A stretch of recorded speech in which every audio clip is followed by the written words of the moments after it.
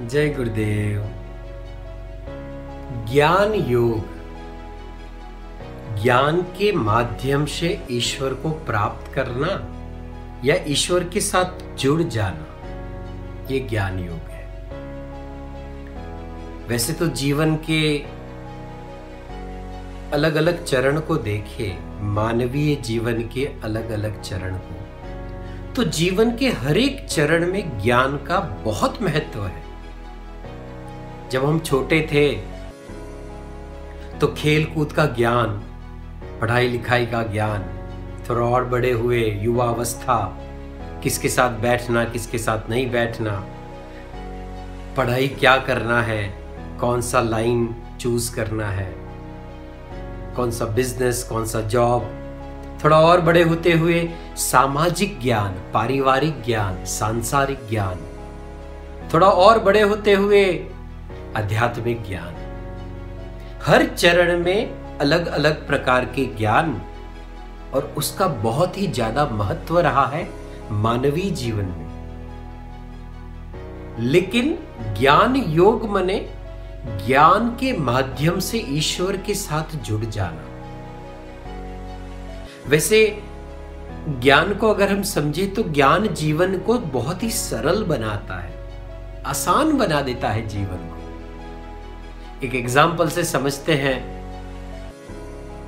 किसी नए शहर में जाना है, किसी नई जगह में जाना है, तो तुरंत हम क्या करते हैं, मोबाइल को ऑन करते हैं, उसमें एप्लीकेशन है गूगल मैप, उसे ऑन करते हैं, जगह का नाम डाला और कितना आसानी से हम उस जगह पे पहुंच जाते हैं। सोचो अगर इस एप्लीकेशन का ज्ञान हमको नहीं होता तो वही जगह पे पहुंचना बहुत ही कठिन, दुखदाई हो जाता है। ये तो सिर्फ एक जगह पहुंचने की बात हुई। जीवन के अलग अलग पहलुओं में, चरण में अलग अलग प्रकार का जो ज्ञान है ना, उसका जो अभाव है ना, हमारे जीवन को कठिन बनाता है, दुखदाई बना देता है, और ज्ञान का प्राप्ति सरल बनाता है जीवन को। ज्ञान जीवन का एक अभिन्न अंग है। श्रीमद् भगवत गीता में जब अर्जुन ने पूछा भगवान श्री कृष्ण से कि मूलभूत ज्ञान क्या है भगवान, आप मुझे समझाएं, तब कृष्ण ने जो जवाब दिया था, भगवान श्री कृष्ण ने जो जवाब दिया था वो सुनने जैसा है। मैं शरीर नहीं हूं, ना मैं मन हूं, ना ही मैं विचार हूं, ना मैं बुद्धि हूं, ना मैं अहंकार हूं, ना ही मैं कोई भावना हूं। मैं आत्मीय स्वरूप हूं, मैं ईश्वर का एक अंश हूं। ये समझ जाना मूलभूत ज्ञान है।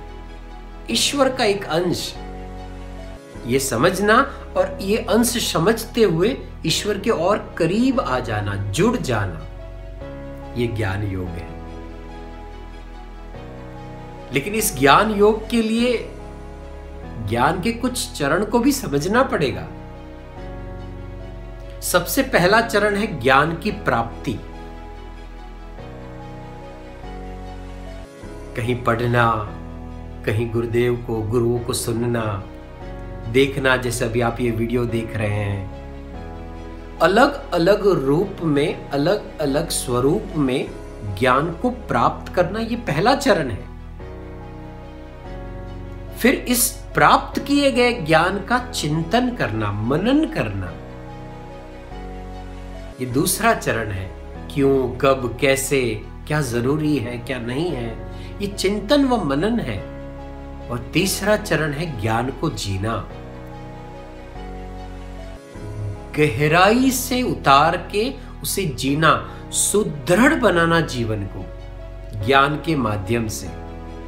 कई बार हम कहते हैं ना, जिसे आत्मीय ज्ञान, आत्मा की गहराई में ज्ञान का पहुंचना और वे प्रस्फुरन होना, उसे जीना, ये तीसरा और आखिरी चरण है। ज्ञान के एक एक चरण को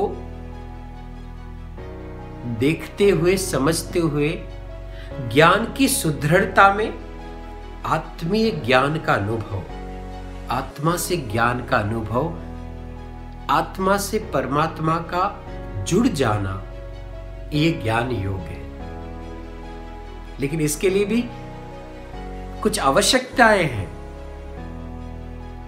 प्रकृति त्रिगुणावलंबी, इसका मतलब है इस प्रकृति में जो कुछ भी है ना, वो 3 गुणों में है, रजस, तमस और सत्व।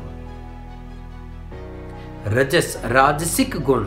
जब हमारे भीतर राजसिक गुण बहुत बढ़ता है ना, तो हम बैठ नहीं सकते, हम सुन नहीं सकते, हम बेचैन हो जाते हैं। और ऐसे व्यक्ति, ऐसे गुण वाले व्यक्ति ज्ञान को जल्दी ले नहीं पाते, प्राप्त नहीं कर पाते। उससे ठीक विपरीत है तामसिक, तमस, तामसिक गुण। जब ये गुण हमारे अंदर बढ़ते हैं तो हम बोर हो जाते हैं ज्ञान में, हमें अच्छा नहीं लगता, हमारे अंदर कुछ उतरता नहीं है, हम ढीले हो जाते हैं, हमें मजा नहीं आता। आजकल के बच्चों में ये दोनों गुण को आप देखोगे, जब पढ़ाई करने कुछ बच्चे बैठते हैं ना, थोड़ी थोड़ी देर में उठ जाते हैं, थोड़ी थोड़ी देर में वो कहीं और चले जाते हैं। ये रजोगुण है, राजसिक गुण। और कई बच्चे ऐसे होते हैं, लेक्चर चल रहा है, बैठे जरूर हैं, लेकिन कुछ भी अंदर नहीं उतरता, ये तामसिक गुण है। सच्चे ज्ञान की प्राप्ति या सच्चा ज्ञान योग होने के लिए सत्व गुण बहुत बढ़ाना पड़ेगा। सत्व गुण एक ऐसा गुण है ना, जिससे ज्ञान या ज्ञान योग की प्राप्ति हो सकती है। रजस व तमस ज्ञान योग में बाधक है, वो बीच में आ जाते हैं। तो सत्व का वृद्धि, उससे गहराई में ज्ञान, ज्ञान योग से जुड़ना, यही ज्ञान योग में स्थापित होने के लिए या गहराई से उतरने का एक सच्चा रास्ता है। जय गुरुदेव।